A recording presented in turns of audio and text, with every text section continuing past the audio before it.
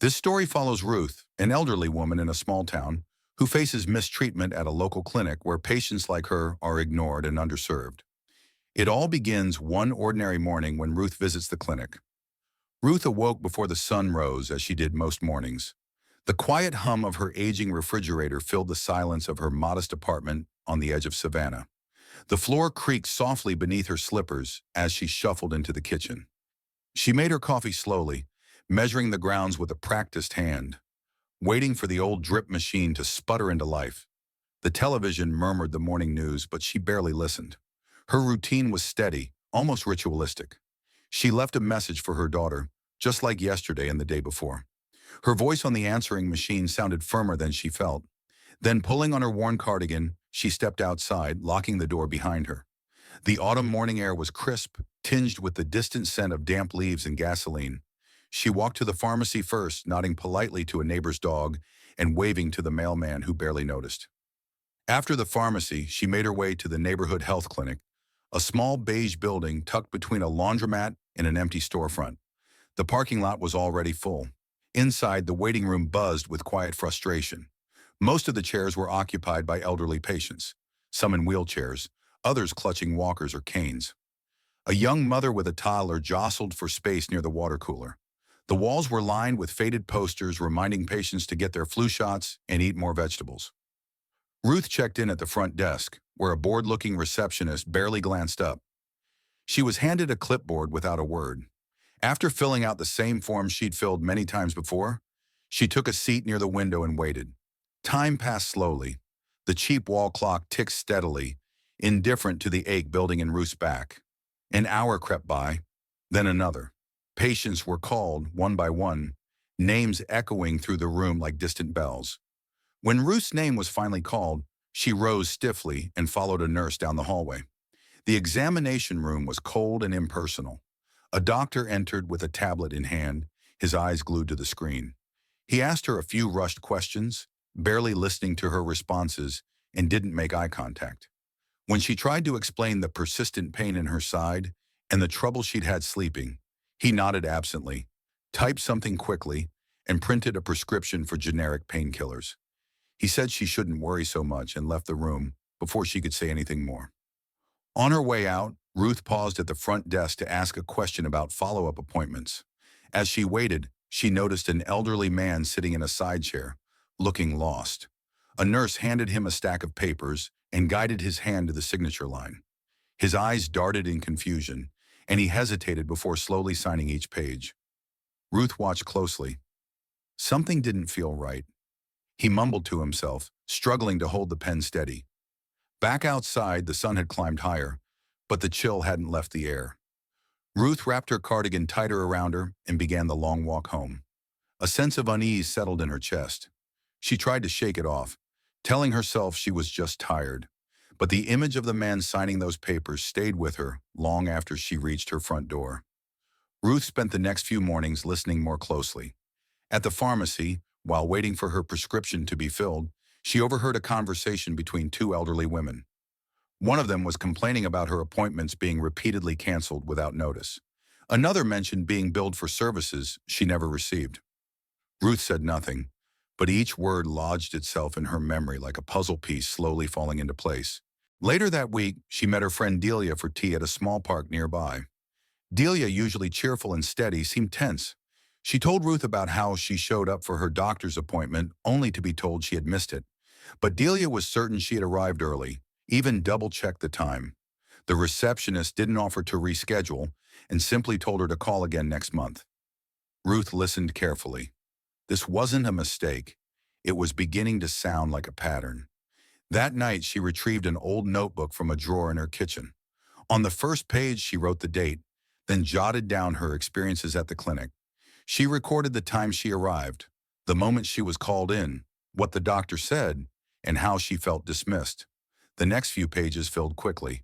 She noted stories from others, missed appointments, unanswered calls, vague explanations from staff. Curious, Ruth returned to the clinic not for an appointment, but to ask about the scheduling process. At the front desk, she politely requested to speak with someone about how appointments were managed. The receptionist didn't look up from her computer. She was told to call the main line. Ruth did so later that day and was placed on hold for nearly 30 minutes before being transferred to a voicemail box. Days later, she drafted a formal letter and mailed it to the Georgia Department of Public Health. She outlined the patterns she and others had experienced, attached her notes, and asked for clarification. 2 weeks passed before a response arrived. It was brief and impersonal. The department appreciated her concern, stated that the clinic met required standards, and suggested she consult a patient advocate if she had further issues. There was no mention of any investigation or follow-up. Ruth sat in her armchair, letter in hand, the words on the page already beginning to blur. The language was polished, the tone professional, but the message was clear. There would be no help. A sense of helplessness began to creep in, not unfamiliar, but deeper now, heavier. Still, beneath it, something else stirred. Not anger, not yet, but a quiet resistance, a refusal to let this be normal. She picked up her notebook again and kept writing. Ruth walked to the local branch of the public library one morning, her notebook tucked under her arm. She had passed the red brick building hundreds of times before, but had never thought of it as a place where resistance could begin. Inside, the quiet felt intentional, like the building itself encouraged people to think slower, speak softer. She approached the reference desk and asked if there were any books or pamphlets on patient rights in the state of Georgia. The librarian, a middle-aged woman with reading glasses perched low on her nose, directed her to a shelf in the back corner. As Ruth skimmed through brochures and outdated manuals, a man sat down at the table across from her. He introduced himself as Edgar, a retired school bus driver who had lost his wife the previous year. He'd come to the library for similar reasons. He was struggling to understand a recent hospital bill that made no sense. Ruth shared some of what she had learned, and before long they were swapping stories, taking notes, and making plans to come back again the next day. Over the next 2 weeks, they returned to the library regularly, building a quiet rhythm. They compiled information, marked pages, and scribbled thoughts in the margins. Edgar brought coffee in a thermos and called it fuel for the old revolution. Ruth smiled at the phrase but didn't laugh. It felt appropriate. Soon they began reaching out to others, friends, neighbors, acquaintances from the pharmacy or clinic. Ruth asked Delia to spread the word. They arranged to use the back hall of a nearby church on Thursday evenings. The pastor, a soft-spoken man who had known Ruth for decades, agreed without hesitation. The first evening, only 6 people showed up, but they came with envelopes, folders, and stories. One woman had been prescribed the wrong medication for weeks. Another had been turned away from urgent care because of a mix-up in her insurance status. They sat in folding chairs beneath a flickering fluorescent light, talking slowly, cautiously. Ruth took notes again, listening more than she spoke. Each week, the circle grew. People brought handwritten lists of their interactions with staff, receipts, medical printouts they didn't understand. Ruth read every document carefully, explained what she could, asked questions when she couldn't. She encouraged everyone to do the same.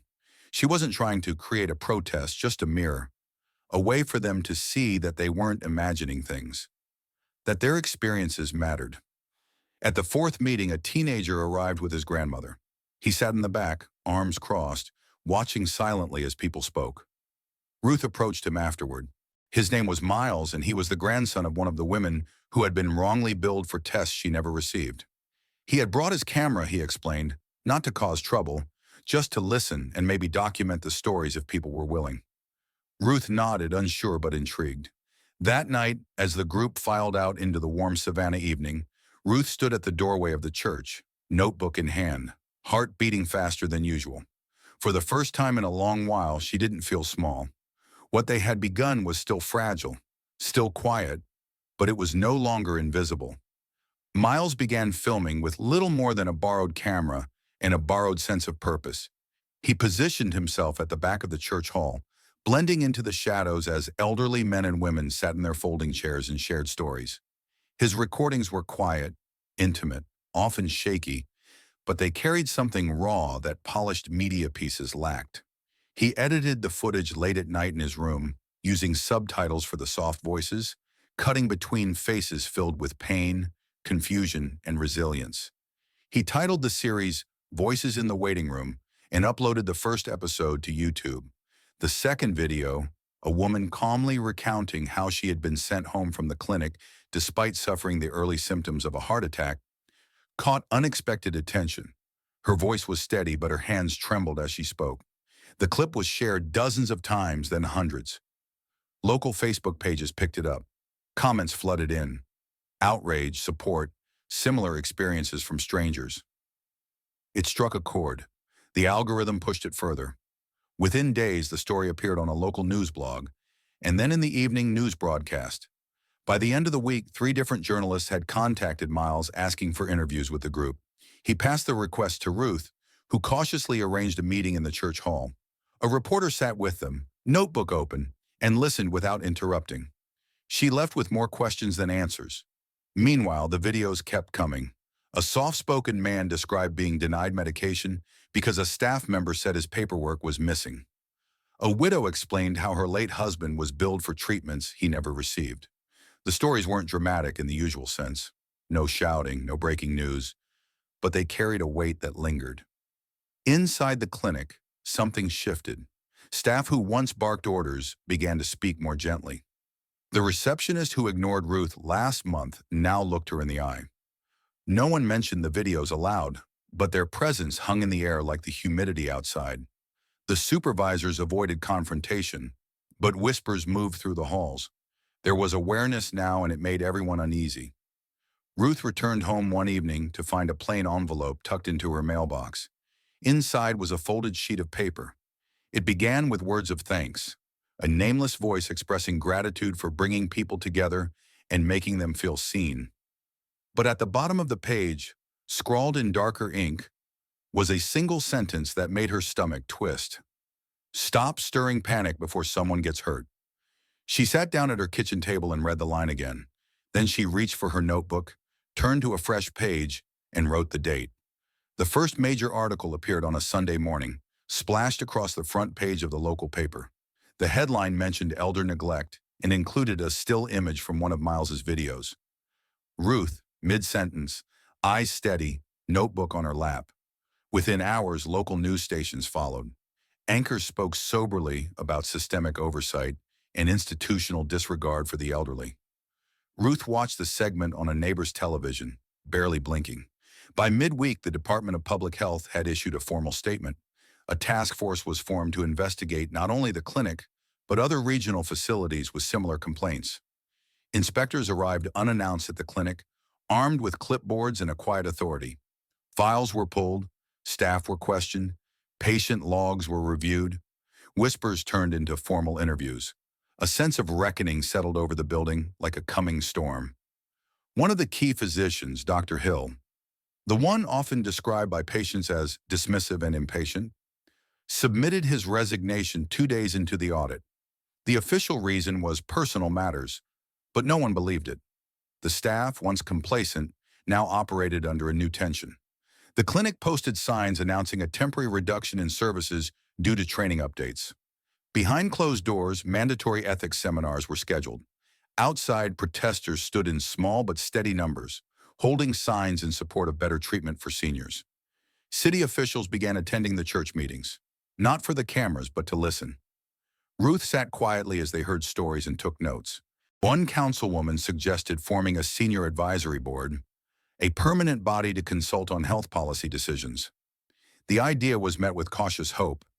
Ruth didn't smile much, but something in her posture shifted. She kept to her routine, still walked to the pharmacy, still brewed her morning coffee, but now she carried herself with a weight that had settled into resolve. People she passed on the street recognized her. Some nodded. Some said thank you. Others simply paused a beat longer than they used to. She never responded to the threat in the letter. She didn't need to. The movement had already grown beyond her, and that was exactly what she had hoped for. The envelope was thin, white, and official. Ruth held it in her lap for a few minutes before opening it, her hands calm but steady. Inside was a typed letter on clinic letterhead. The tone was formal, but different this time. It began with an acknowledgement, not of a mistake, but of a pattern. An apology followed, direct and uncluttered. The letter ended with a promise to implement changes, including staff training and a dedicated support line for elderly patients. Ruth read it twice, folded it neatly, and tucked it into her notebook. A week later, she returned to the clinic for a scheduled appointment. The entrance looked the same, but something felt altered. A new sign stood near the door, indicating services available for seniors. Inside, the waiting room was less chaotic. She noticed a man in a navy vest with a clipboard moving from chair to chair, checking in quietly with older patients. He introduced himself as a senior care coordinator. Ruth said nothing but watched carefully. Her name was called sooner than expected. The nurse who led her back made small talk, her voice softer than those Ruth remembered. The doctor listened without rushing, typing with focus, but pausing to ask follow-up questions. Ruth didn't mention the letter. She didn't need to. On her way out, a young man from the front desk called after her. He smiled, not the forced smile of obligation, but something warmer. He thanked her for coming in today. She nodded, adjusted her coat, and stepped outside into the bright morning. The bench beneath the old oak tree behind the clinic had always been her favorite. She sat there now, letting the breeze play with the pages of her notebook. A few loose sheets fluttered and settled. In the distance, she could hear voices, calmer ones this time. No one had declared a victory. There were still forms to fill, phone calls to return, people who hadn't yet spoken up. But something had shifted. The indifference had cracked. She looked down at her worn notebook, then out at the world beyond the clinic's gates. The sun filtered through the oak leaves, painting her face with flickering light. She smiled. Not from triumph, but from the quiet satisfaction of having mattered.